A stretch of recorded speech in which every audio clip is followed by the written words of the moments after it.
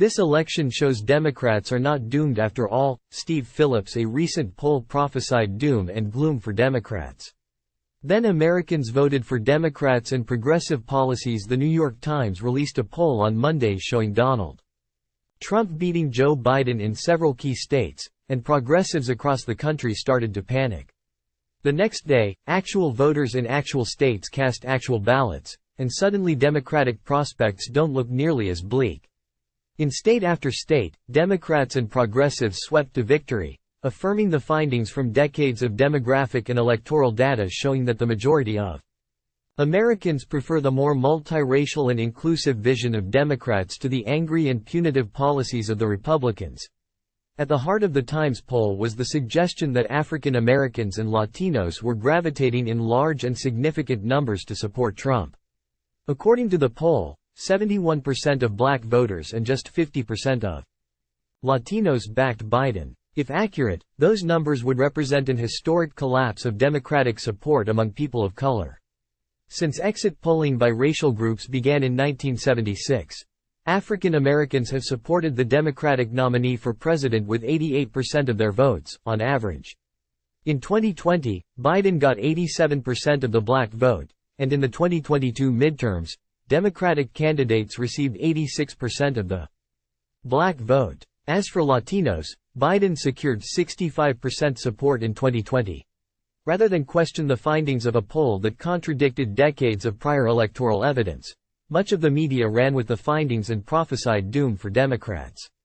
But then a funny thing happened on the way to a second Trump administration.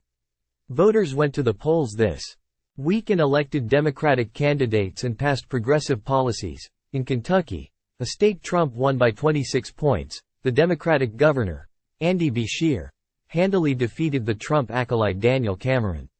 The fact that Cameron is African American and yet still performed poorly undermines the narrative that black voters are donning MAGA hats in large numbers. As the Professor Jason Johnson tweeted on Tuesday, Cameron is a black Republican candidate with Trump's endorsement in a deeply red state and he's going to lose. Can we stop with the Trump is gaining ground with black voters narrative? Because this should have been the test case. There is literally no state more historically intertwined with the black experience in America than Virginia. It is where Africans were first brought in 1619, and it was the capital of the Confederacy during the Civil War. In 2021, the Republican Glenn Youngkin won the gubernatorial election, and his party flipped control of the House of Delegates, occasioning a spate of articles about the shifting political tides in the Commonwealth. But activists and organizers led by groups such as New Virginia Majority steadily registered and mobilized voters of color in large numbers, resulting in Democrats maintaining control of the state Senate and recapturing a majority in the House of Delegates. Come January, in the same building where the Confederates attempted to organize their white nationalist rebellion, an African American, Don Scott, will become the Speaker of the House. In Ohio, a state carried twice by Trump, Democrats backed a pro-choice ballot measure that would amend the state constitution to give individuals the right to make and carry out one's own reproductive decisions. The measure swept to a resounding victory, 57% to 43%. Buckeye State black voters supported the amendment with 83% of their ballots, sharply refuting the premise that black support for progressive causes is dissipating.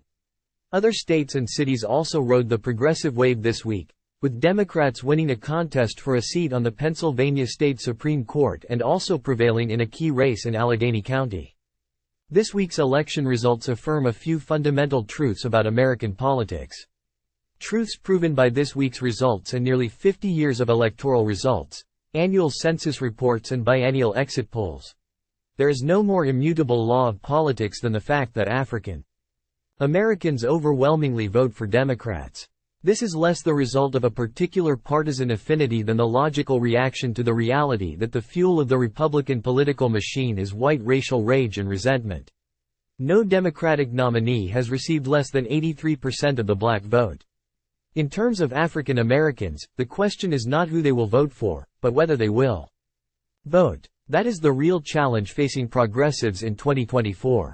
And that relates to the second fundamental truth: the changing composition of the country's electorate and the implications for political contests. In the 1960s, people of color comprise just 12% of the U.S. population. Today, the nation is far more racially diverse, with 41% of the population identifying as people of color as the demographic revolution continues apace.